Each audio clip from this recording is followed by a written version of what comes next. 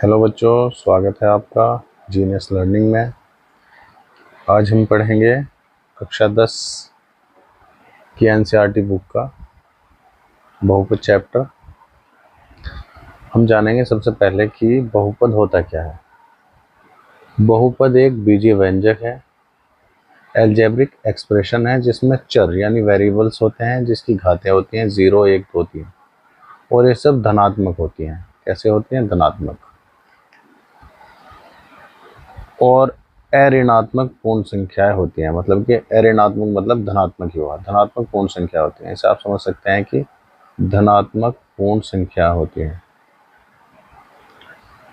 जैसे 5x 3x² plus 2x minus 1, x का घन या x³ माइनस 4x प्लस 7 या 7। अब हम देखते हैं बच्चों,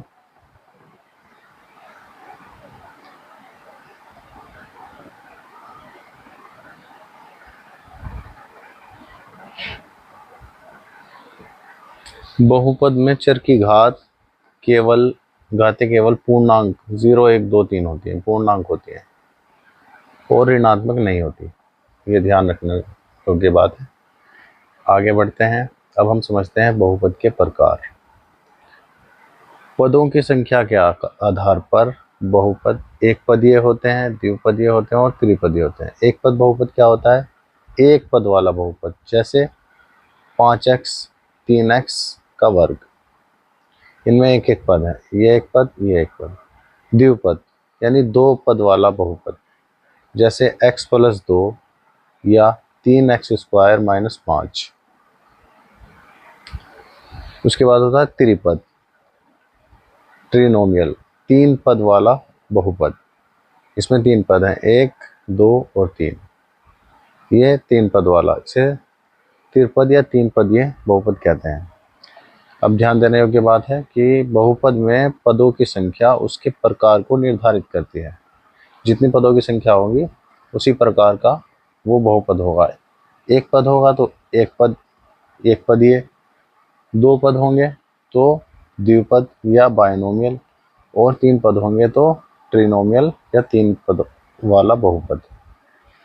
आगे बढ़ते हैं। घात के आधार पर अब हम समझते हैं बहुपद को। घात के आधार पर, घात के आधार पर एक होता है शून्य घात बहुपद जिसकी घात शून्य होती है।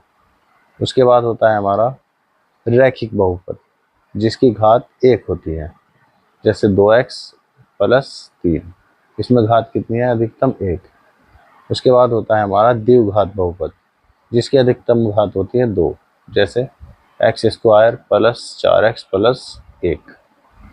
तो इसकी अधिकतम घात है 2, तो ये द्विघात बहुपद हुआ।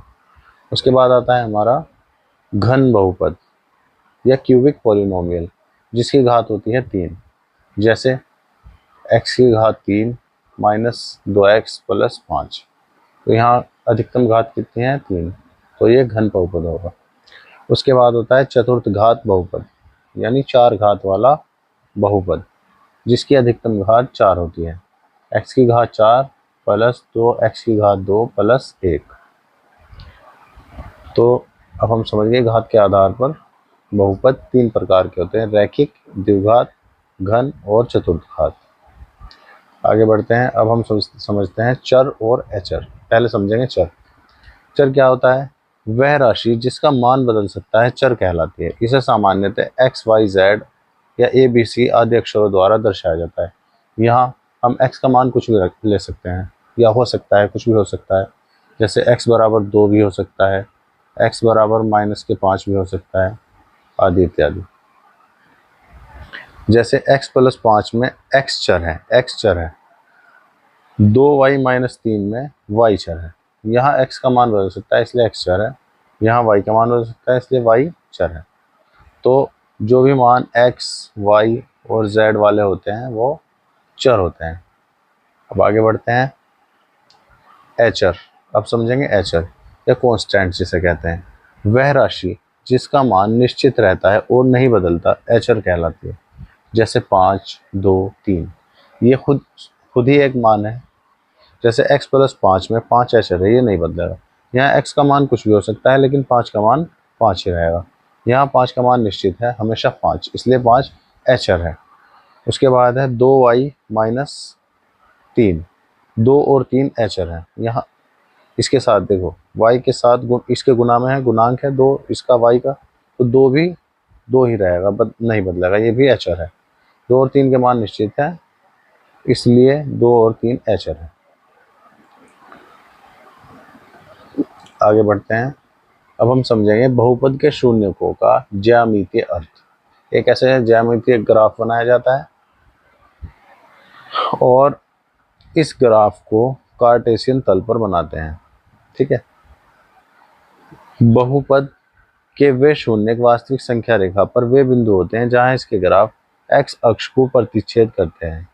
इसके ग्राफ x अक्ष को प्रतिच्छेद करते हैं। जैसे इस ग्राफ ने यहाँ प्रतिच्छेद किया 1, 2 और 3, तो इसके x अक्ष पर, ये x अक्ष है हमारा, ये वाला हमारा x अक्ष है, तो x अक्ष पर हमारे शून्य कितने हुए? 3, 1, 2 और 3।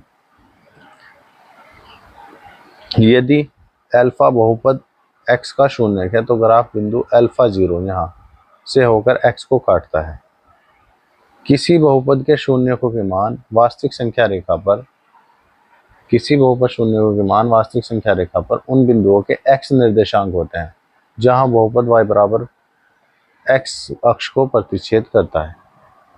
तो हम समझेंगे कि जहां x अक्ष हो, हमें ध्यान रखना है केवल x अक्ष को जहां प्रतिच्छेद करता है ग्राफ, वो उसके शून्य होते हैं। इसके 3 शून्य हैं, अल्फा, बीटा, गामा। आशा है कि बच्चे समझ गए होंगे। अब आगे बढ़ते हैं अपनी प्रश्नावली के। और किसी बहुपद के लिए ये जो ग्राफ दिया है इस आकृति 2.10 में प्रत्येक स्थिति में x के देखो कहा भी x के शून्यकों की संख्या ज्ञात कीजिए। हमें ध्यान रखना है केवल x, ये वाला।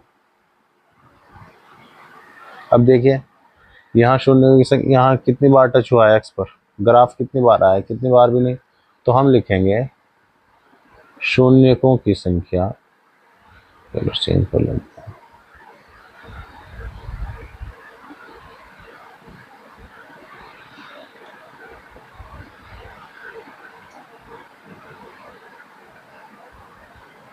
अब हम लिखते हैं शून्यकों की संख्या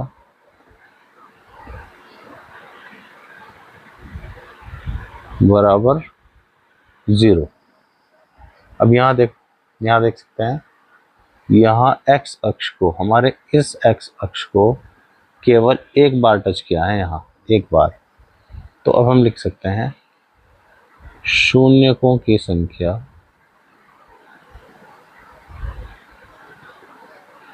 बराबर 1।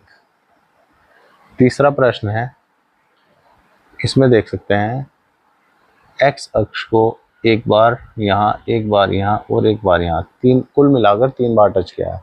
तो हम लिख सकते हैं शून्यकों की संख्या बराबर 3। सभी बच्चों को समझ आ गया होगा। अब आगे बढ़ते हैं। इसका चौथा प्रश्न है, इसमें बच्चों देख सकते हैं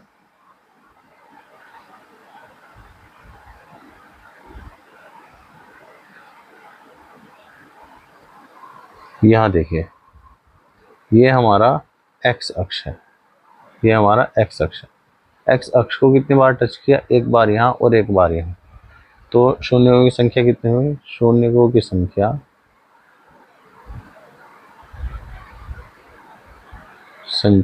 बराबर 2 बार टच किया है, 1 और 2। इसमें देखते हैं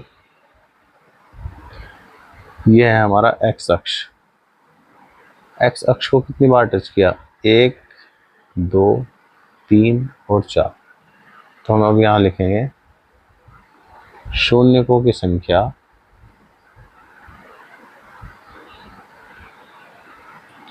बराबर 4। उसके बाद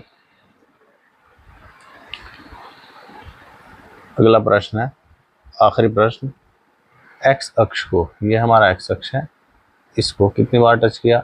1 बार, 2 बार और 3 बार। तो शून्यों की संख्या कितनी है? 3। हम लिख देंगे शून्यों की संख्या बराबर 3। ये प्रश्नावली हमारी होती है यहीं समाप्त। उम्मीद है सभी बच्चे